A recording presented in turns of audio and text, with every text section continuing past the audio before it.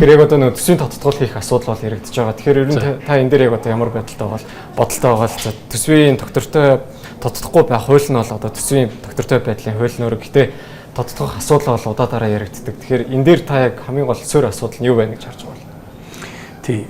Би наад асуудлыг чинь яг нэг үгэлэхэд бол нэг сайн ойлгохгүй. Ойлгохгүй олон жил болж байгаа.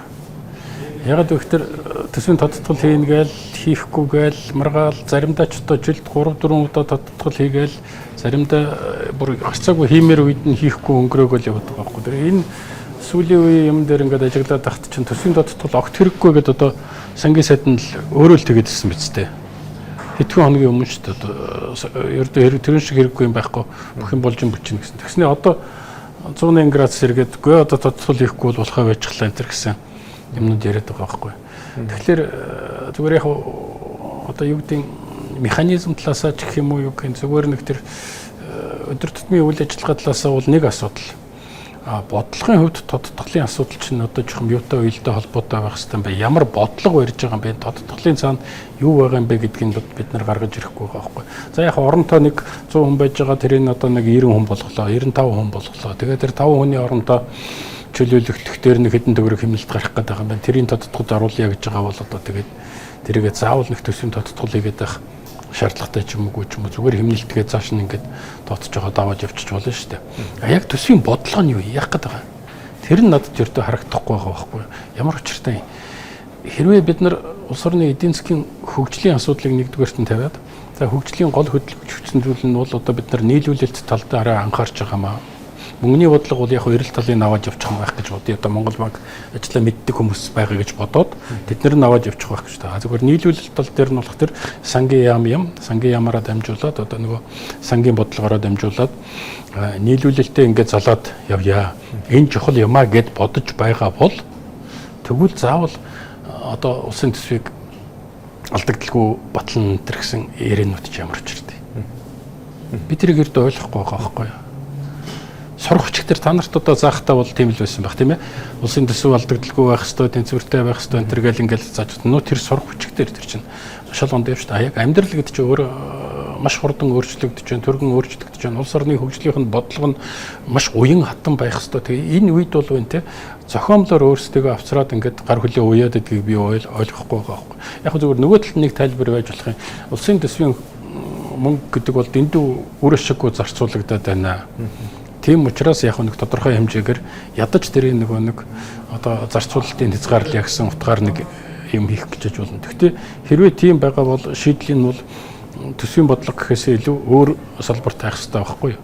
Тийм ээ. Тэр хөдөлмөрийн зохион байгуулалт, бүтэц зохион байгуулалтын асуудал, сахилгын асуудал, хариуцлагын асуудал, тэр авилгалын асуудал тэр хэмжээний ярих хэрэгтэй байна. Бид нар ч өнөөдөр маш хурдан юм хийх гээд оролдоод шүү дээ. Бизнесийг дэмжиж гээд байгаа.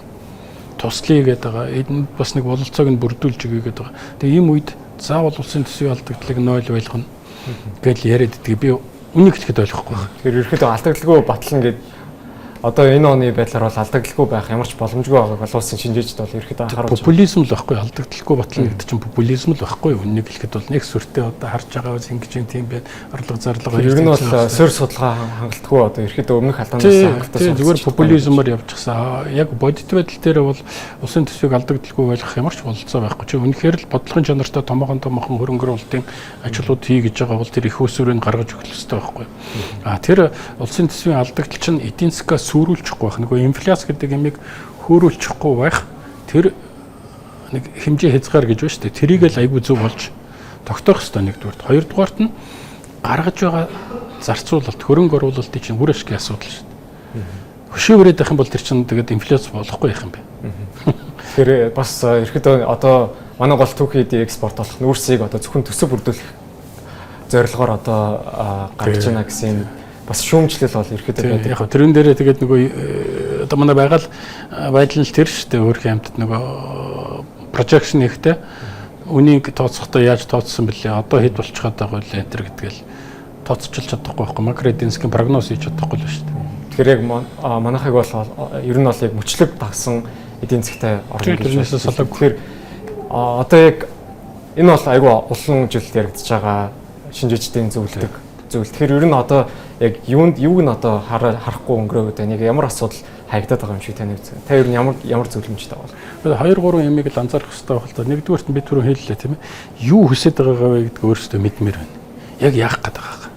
Өнөөдөр би бизнесийнхэнтэй уулзаад ингээд зарим нэг хүмүүстэй уулзаа санал бодол солилцож байхад бол нөгөөдөл чинь нэг л юм яриад байгаа байхгүй. Үгүй энэ засаг яах гээд байгаа нь ердөө ойлгохгүй. Юу хүсэж байгаа нь ойлгохгүй. Ямар нэгэн тийм чотки тохоо өгөхгүй. Тэгээ тэрнээс чинь болоод ингээд ажил төрөл бас тодорхой хэмжээгээр садаад байна гэсэн нэг юм. Тэгээ тэр хүсэж байгаа юм чинь улсын төсөв дотроо ингээд тоо болоод зоогдчихсан байх хэрэгтэй байхгүй. Үнэхээр бид нар одоо улс орныхоо эдийн засгийн хөгжлийг бол энэ жилийн хувьд бол бид нар одоо дэд бүтцийн салбар дээр харж байна. Энэ дээрээ л анхаарай гэж бодож байна. Эсвэл одоо юу гэдэг энэ жилийн хувьд бол бид нэр хөдөө аж ахуйн бүтээмжийн асуудлыг нэгдүгээрт нь тавих гэдэг байна. Гэх юм бол тэрнүүд чинь ингээд нөгөө төсөв дээр тоо болж орж ирэх хэрэгтэй шүү дээ. Энэ нас ирээд одоо гадаадын хөрөнгө тий гадаадын хөрөнгө оруулалт ч юм уу тэр бүх асуудал тэр нь байхгүй байна. Тэгээ энэс чинь болоод энэ төсөв гэдэг юм чинь одоо яг юу юм гэдэг нь бол учир нь олдохгүй. Тэгэл ослогол нэг төсөв баталдаг. Тэрний цаад жинхэнэ эдийн засгийн утга учир нь бол юу юм бэ гэдгийг мэдгүй. Хоёрдугаарт нь болох тэр энэ би түрүүн хэлсэн дахиад хэлье. Энэ хөгжил гэдэг чинь маш эрчимтэй ингээд дэш дошоо яваад байна шүү дээ. Өөрчлөгдөд ингээд яваад. Тэгээ энд уян хатан байх хэрэгтэй байхгүй юу? Одоо сая тариф тогтоолоо гэж байна шүү дээ. Тэгэнгүүт чинь яах вэ? Нөгөө нүүрсний үн чинь ингээд доошоо унахад тэгвэл яах вэ гэдэг. Энэ бүх юм чинь төсвийн бодлого дотроо зангидчихсан уушаа орчихсон байх хэрэгтэй. Энийг бид нар ердөө олж харахгүй байна. Бид нар төсвөө дандаа механикаар зангидаад байгааг нэг сул тал нь энэ дээр гарч ирж байгаа. Тэгэхээр таны яг хэлсэн санаа оны ихний улирлын одоо датанаас бас харагдж байна гэж хэлж болохоор нүүрсний мэдээж огцон буурсан. Үүнийг дагаад Монголын эдийн засгийн өсөлт бол төсөөлөөс маш доогоор буюу одоо 2 гаруй хувьтай л гарсан байгаа. 2% дээр ирчихсэн байна уу те? 2.4 гаруй хувьтай гарсан харагдж ирсэн. Тэгэхээр ер нь та энэ дээр бас хэр том эрсдэл одоо энэ урт хугацаанд илэрнэ гэж бодож байна. Гэхдээ ер нь эрсдэлгүй юм гэж байхгүй л дээ. Эрсдэл бол байж л байгаа. Зүгээр тэрийг минимальны болгох уу аль болохоор багасгах асуудал бол энэ одоо эдийн засгийн хөгжлийн яам тэр нэг сангийн яам эднэрийн хийх ёстой асуудал шүү дээ. Тэгээд тэрийг минимальны болгохын тулд юу вэ гэхдээ нэгдүгээрт нь ямаа мэддэг байх хэрэгтэй. Олон улсын зах зээл дээр юу болж байна? Геополитикийн асуудлууд чинь юу болж байна тийм ээ? Хөрш орнуудын эдийн засаг дотоод гадаад бодлогын ямыг бол маш нарийн мэддэг байх хэрэгтэй. За дээрээс нь дотоодынхоо нөхцөл байдлыг мэддэг байх хэрэгтэй. Тэгээд бас нэг чухал асуудал нь бол эдийн засгийг чухам яаж залж удирдах гэдэг юм бэ гэдгийг бас мэддэг. Хааш нь авч явах гэж байгаа, юунд авч явах гэж байгаа, яаж авч явах гэж байгаа юм бэ гэдгийг бас мэддэг байна. Би нэг снаг бүр хүн болгон сонсоод аваасаа гэж бодож байна. Тэр бол юу юм бэ гэхээр бол эдийн засгийн аргаар л удирдах хэрэгтэй. Захиргааны аргаар удирдах гэж оролдоод энэ ч бүтэхгүй шүү дээ. Би ойлгож байна. Тэр яам дарга нар сайд нар юм хурдан шүргэн хийгээл тэгэл яардаг сандардаг л байх л та. Гэхдээ тэр чинь алга эргүүлэхийн хооронд бүтчихдэг зүйл гэж бас байхгүй шүү дээ. Ялангуяа эдийн засгийн төвшин дотор. Тэгэхээр тэр хүрээнд дотор бид нар маш их төвчээртэй, алсын хараатай, бодлоготой, тактиктай тэгж эдийн засгийнх нь аргаар удирдах л ёстой юм. Захиргааны аргаар энэ явахгүй. Тэгэхээр өөр нэг бас яг одоо ажиглаж байгаа том асуудал юм бол одоо brain drain буюу Монголоос одоо иргэдийн одоо гадагшлах урсгалыг хэмждэг индексээр бол Монгол улс сүүлийн хэдэн бараг 10 гаруй жил ингээд докторгүй ухарсан ийм байр суурьтай байгаа. Тэгэхээр ер нь та энэ эргээд бас яг юу хэлж ийн гэж таныг тарж байгаа бол. Өөдөө хин гарч яваад. Хамгийн чадaltaй, мэдлэгтэй, боловсралтай хүмүүс л гарч байгаа. Тин ч очиод одоо юм хийж чадна гэж өөртөө итгэлтэй байгаа хүмүүс л шүү дээ. Нөгөө талд нь энэний чинь цаана нэг том асуудал нь бол хэрвээ чи энд байхгүй тийшээгээ одоо өөр нэг газар руу яваад байгаа бол энэ байгаа нутагтаа итгэхгүй байх гэсэн үг шүү дээ. Монголын эдийн засгт итгэхгүй байх гэсэн үг. Би энэ чи өөрийгөө хэрэгжүүлж чадахгүй байна. Миний эрэлт хэрэгцээ алга, намайг тоож байгаа юм алга, намайг ашиглаж байгаа юм алга. Би хэрвээ өөр газар очих юм бол илүү үнэлэгдэх юм байна. Илүү өөрийгөө хэрэгжүүлэх бололцоо гарч ирэх юм байна гэдгээ бол ойлгож байна гэсэн үг шүү дээ. Тэгээд тэр статистикээр бол тоо гараад байгаа шүү дээ. 45 хүртэлх насны залуучуудын дунд хийсэн судалгаагаар 73% нь ер нь бололцоо олдвол гадагшаага явчихад бэлэн байх шүү гэж. Чи тэгээ боддоо 73% нь явъя гэж шүү дээ. Яг гэвэл би Монголын эдийн засгт итгэхгүй байна.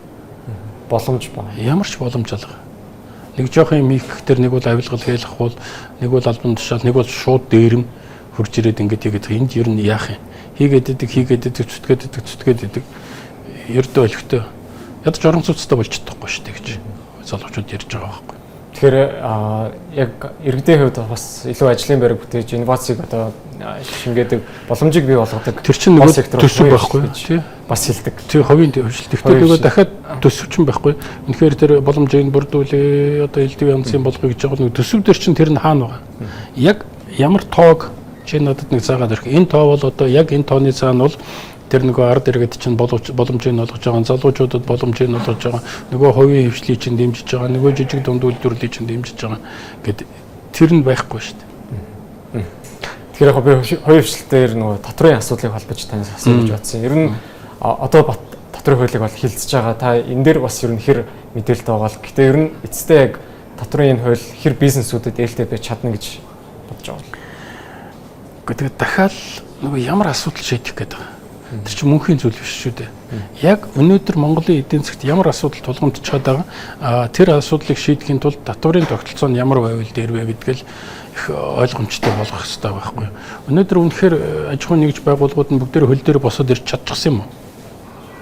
Төрөөс одоо хараад биш ингээд үйл ажиллагаагаа явуулаад ах болцоо байна уу? Эсвэл тэдний амьдрал ахуйн татварын тогтолцоо, татварын хувь хэмжээ гэхээсээ илүү өөр юмнаас хараад байна уу? Хамааралтай байна уу? Энэ бүгдийг ингээд маш нарийн үдч харж агаад тэгээд нэг шийдвэрээ гаргах хэрэгтэй байна. Нөгөө талд нь бас нэг асуудал байгаа л да. Манайд бол орлогын ялгарл бол айгүй өвчтэй явагдаад байна.